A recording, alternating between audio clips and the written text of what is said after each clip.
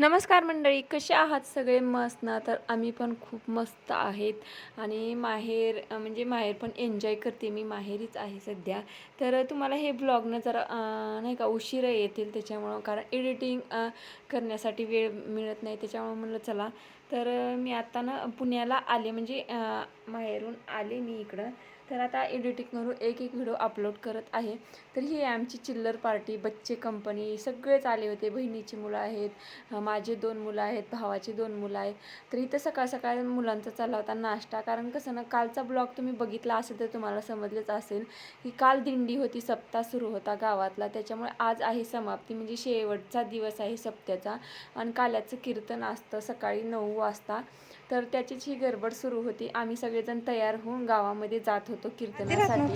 तर खूप दिवसांनी माझा सप्ताह माहेरचा म्हणजे 10-1 वर्षांनी हा माझा पहिला सप्ताह आहे लग्नानंतरचा.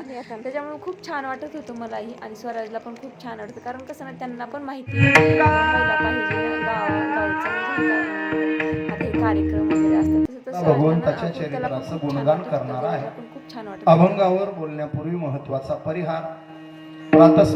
दोरीन काठी घेऊन लांब जाऊन, म्हणजे दोरी दोरी म्हणजे काय, महिन्याकाठी 1-2 वेळा ढाब्यावर न्यावं लागते, बाकी काही नाही. 2-4 बाटल्या पाठवल्या की राहते ती दोरी. आणि अंगावर घेऊन म्हणून काठी, लय वळवळ करू लागले की कोपऱ्यात घ्यावं लागतं एका दिवशी. दोरीन काठी, हे काठी आणि एक मोठी काठी घ्यायची. बावड्या म्हणला दही.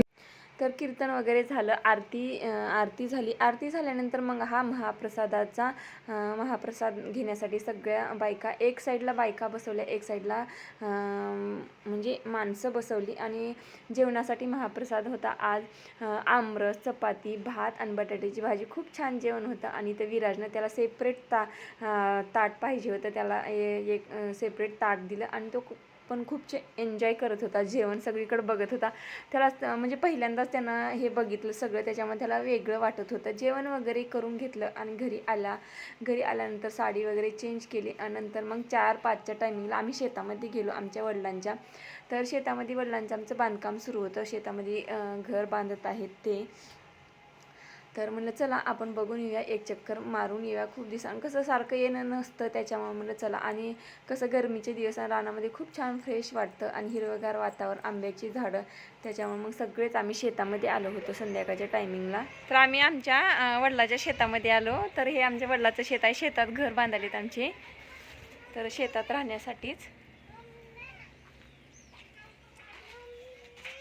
ओ काय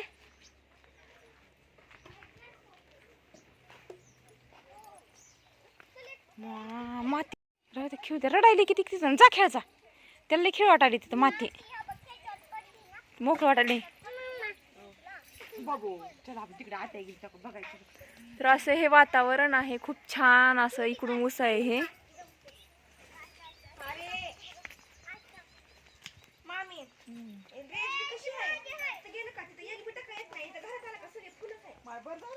मस्त असं हे वातावरण.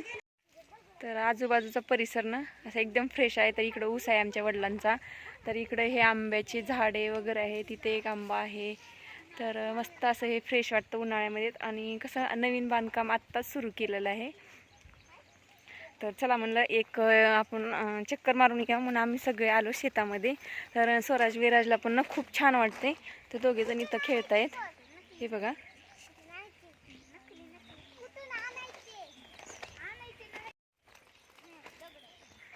तर इकडं ना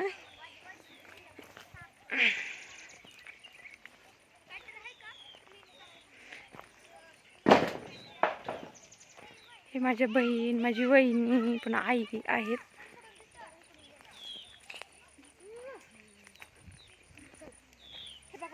ते तुम्ही खायला या. हां, आमच्या भावाच्या शेतातले हे आंबे असे, हे घडच्या घड. पण आंबेच पिकले नाही तर काय करावं. वाऱ्याने सगळे गेले उडून. हे एकच आंबे लागलेत काय?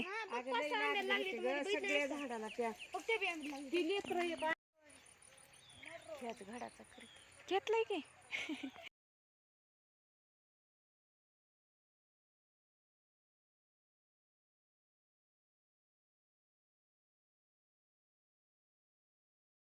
पलीकडून दिसते पलीकडून दिसते की पप्पा राहू दे ये प्रथमेश इकडं